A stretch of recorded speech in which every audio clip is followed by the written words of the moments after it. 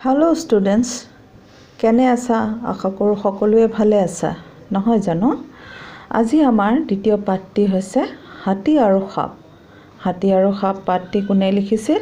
লক্ষ্মীনাথ বেজবৰুৱাদেৱে। এই হাতীটো আৰু এই সাপডালৰ আজি আমি কাহিনী পঢ়িম, নহয় জানো? এজন ৰজাৰ এটা বৰ মৰমৰ দঁতাল হাতী আছিল।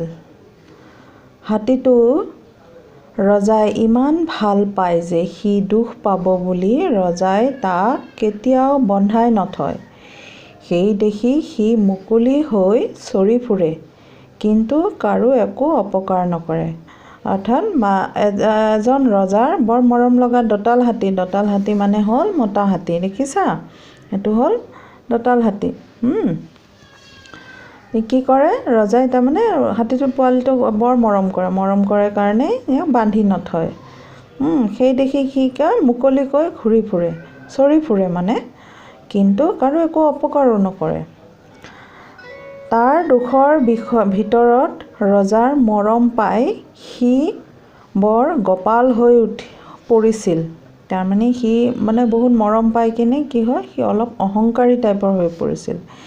এদিন সি বাটে বাটে গৈ থাকোঁতে দেখিলে যে মাজ বাটতে এটা গুম সাপ গা ৰদাই পৰি আছে। দেখিছা নহয় তোমালোকে এই সাপডাল? এই সাপডালে কি কৰিছিল? গা ৰদাই পৰি আছে। গা ৰদাই পৰি আছে মানে কি?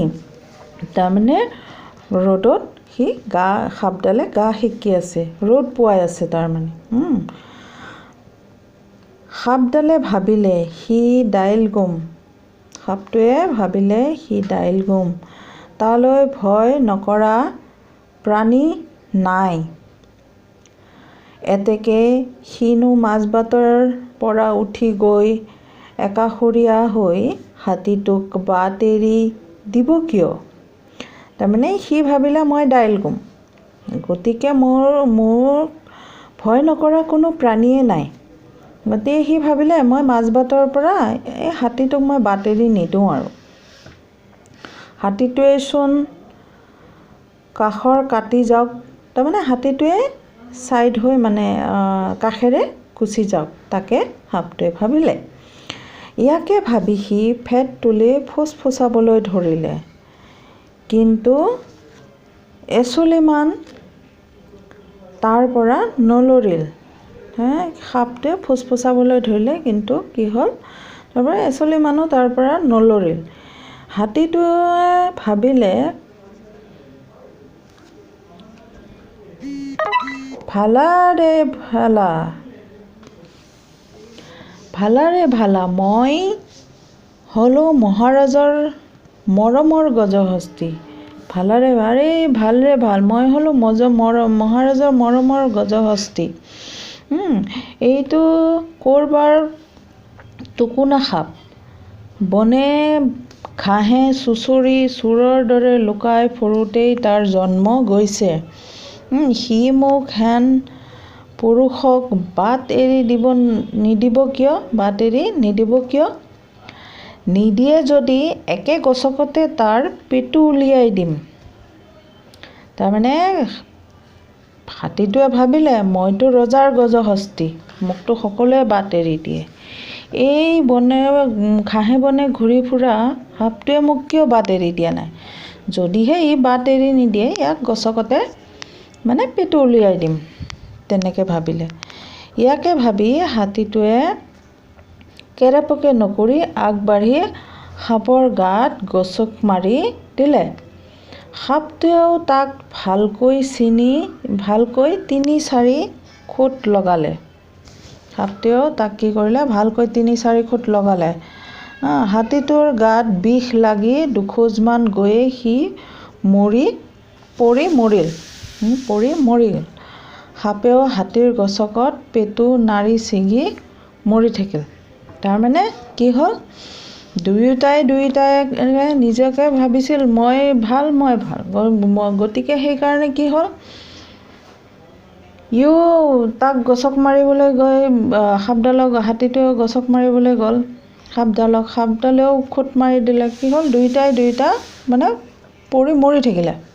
বা সাপটো খুট মাৰোঁতে বাগৰি পৰিলে হাতীটোৰ গছকত ইয়াৰ সাপডালৰ নাড়ী ভেৰু ওলাই গ'ল, পৰি থাকিলে।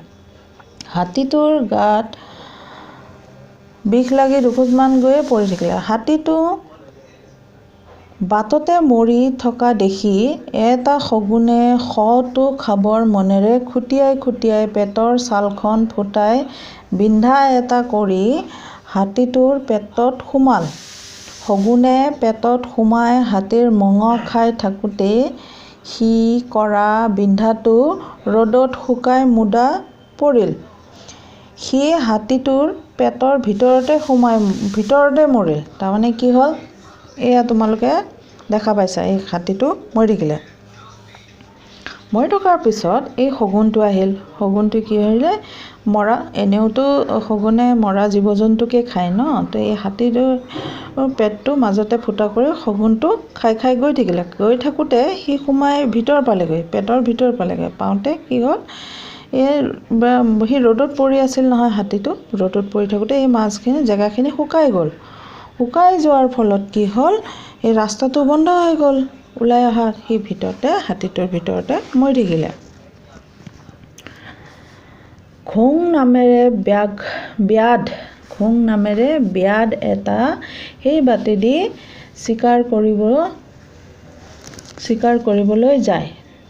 দঁতাল হাতীটো বাটতে মৰি পৰি থকা দেখি দাঁতযোৰ কাঢ়ি উলিয়াই লৈ গ'লে বেছি ভালেমান টকা পাব ভাবি দাঁত এটা দাৰে কাটি টানি এটা বৰ আজোৰ মৰাত ভট কৰে দাঁতটো উঘাল খাই আহি তাৰ পেটত বেগেৰে খোচ লাগি আগটো সোমালত সি তাতেই পৰি মৰি থাকিল। তাৰমানে কি হ'ল, তাতে এই ব্যাধ মানে কি, চিকাৰ কৰা মানুহ এই ব্যাধটো আহিল। সেইখিনি ভাবিলে এই যে মৰা হাতীটো আছে, এই হাতী দাঁতৰ বহুত দাম হয়নে বজাৰত। এই হাতী দাঁতটো যদি নিকিনে মই বজাৰত বেচি দিওঁ, তেতিয়া কি হয়, মই বহুত টকা পাম। সেইবুলি এই ব্যাধটোৱে কি হ'ল, হাতী দাঁতটো কাটিবলৈ লওঁতে কি হ'ল, হাতী দাঁতটো বহুত ডাঙৰ ন, সেই হাতী দাঁতটো কাটোতে কি হ'ল, টানি থাকোঁতে ইয়াৰ পেটত খোচ লাগি ব্যাধটো মৰি থাকিলে। এটা হালোৱা মানুহে ওচৰৰ পথাৰত হাল বাই থাকোঁতে এই ঘটনাটো আগৰে পৰাই গুৰিলৈকে দেখি আছিল। তাৰমানে এই যে তেতিয়া ঘটনাখিনি হ'ল, তেতিয়া আৰম্ভণিৰে পৰা সেই হালোৱা মানে খেতিয়ক দেই, সেই খেতিয়কটোৱে চাই আছিল। চাই থাকোঁতে কি হ'ল, ব্যাধটো মৰাৰ পিছত সি লাহেকৈ হালখন এৰি মৰা হাতীটোৰ ওচৰলৈ আহি এই ফকৰাটো মাতিলে। তাৰমানে যেতিয়া ব্যাধটো মৰি থাকিল, তাৰমানে এই হালোৱাজনে গোটেইখিনি চাই আছিল। চাই থাকোঁতে কি হ'ল, ব্যাধটো যেতিয়া মৰি থাকিলে অহাৰ পিছত গপত মৰিল গজহস্তী, ফকৰাত মৰিল গুম, খাওঁতে শগুন মৰিল, আজোৰত মৰিল ঘোং। তাৰমানে গপত মৰিল। গপত মানে কি, গপত মানে অহংকাৰত মৰিল গজহস্তী, ইমান ডাঙৰ হাতীটো অহংকাৰত মৰিল। ফকৰাত মৰিল গুম, ফকৰাত মৰিল মানে যেতিয়া ফুচফুচাই কৰি আছে, মানে ফকৰা মৰিল মানে কি, ৰ'বা,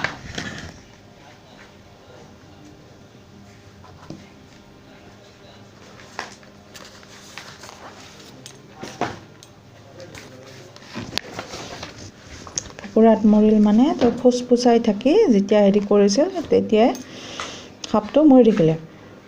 খাওঁতে শগুন মৰিল, এই বিষাক্ত গজহস্তীটোৰ খাওঁতে শগুনটো মৰিল। শগুনটো মৰোঁতে আজোৰত মৰিল, সেই হাতী দাঁতটো আজোৰ খাই ব্যাধটো মৰিল। গতিকে ডাঙৰেই হোৱা সৰুৱেই হোৱা গৰ্ব নকৰিবা, গৰ্ব কৰিলেই খৰ্ব হৈ বিপাঙে মৰিবা। তাৰমানে আমি ডাঙৰেই হওঁ বা সৰুৱেই হওঁ, কোনেও অহংকাৰ কৰিব নাপায়। অহংকাৰ কৰিলে কি হয়, মানুহে বিপাঙত মৰে। মানে এনেই বিনা কথাতে মানুহৰ মৃত্যু। সাপ আৰু হাতী নামৰ সাধুটো, এইটো এটা সাধু দেই। এই সাধুটো লক্ষ্মীনাথ বেজবৰুৱাৰ ঝুনুকা নামৰ শিশু সাহিত্যৰ পৰা তুলি দিয়া হৈছে। ই মূলতঃ নীতিমূলক কথাৰ ওপৰত আধাৰিত এটা সাধু। আচ্ছা, দঁতাল মানে টাক্সাৰ, হাতী মতা, দাঁতযুক্ত হাতী, তাৰমানে মতা হাতী। মই তোমালোকক আগতে কৈছোঁ। গপাল মানে প্ৰাউড, অহংকাৰী। গোম সাপ, a few kind of poisonous snake in general, বিষাক্ত সাপ। অপকাৰ, হাৰ্ম, অনিষ্ট। একাষৰীয়া, এক্সিষ্টিং অন এ চাইট, এক কাষৰীয়া কৰা। এক্সুলিমান, তাৰমানে equivalent to the hair thickness, এডাল চুলিৰ সমান। ফোঁচ ফোঁচ, তাৰমানে হিজিং চাউণ্ড, সাপৰ শব্দ, সাপে ফোঁচফোঁচায়, হয়নে?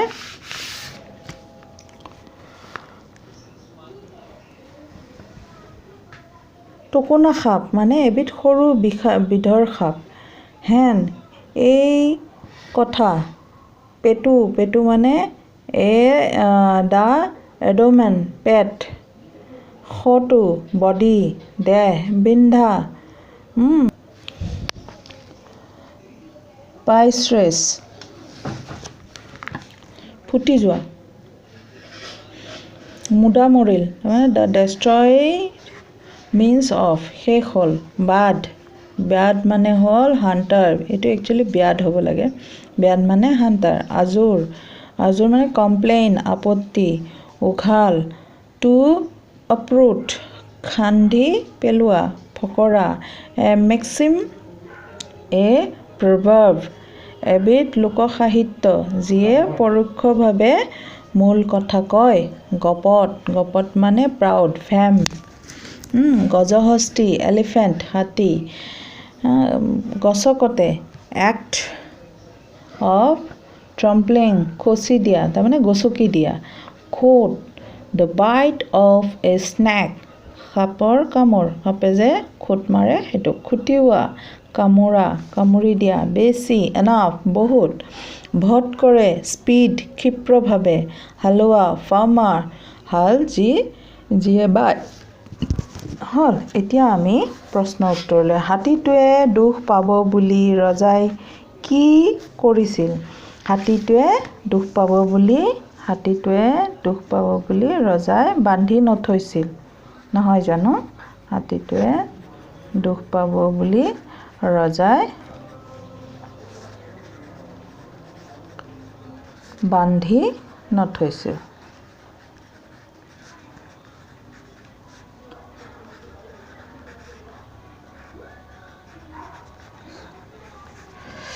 হাতীটোৰ দুখ কি আছিল? হাতীটোৰ দুখ আছিল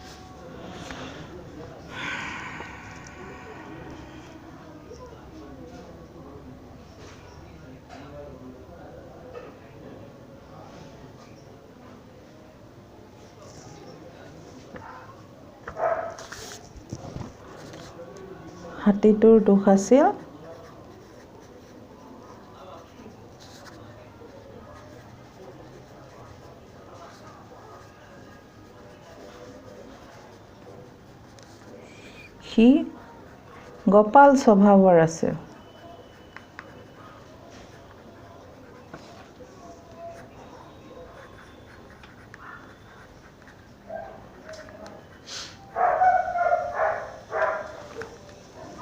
ব্যাধটোৰ নাম কি?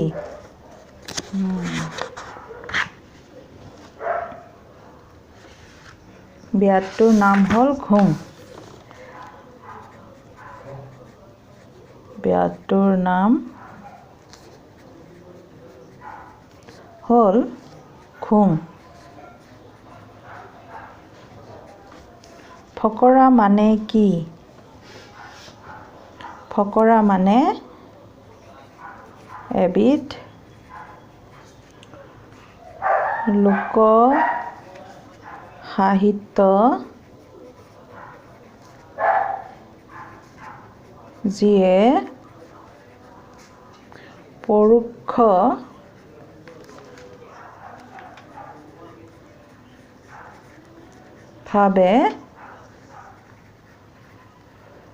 মূল কথা কয়।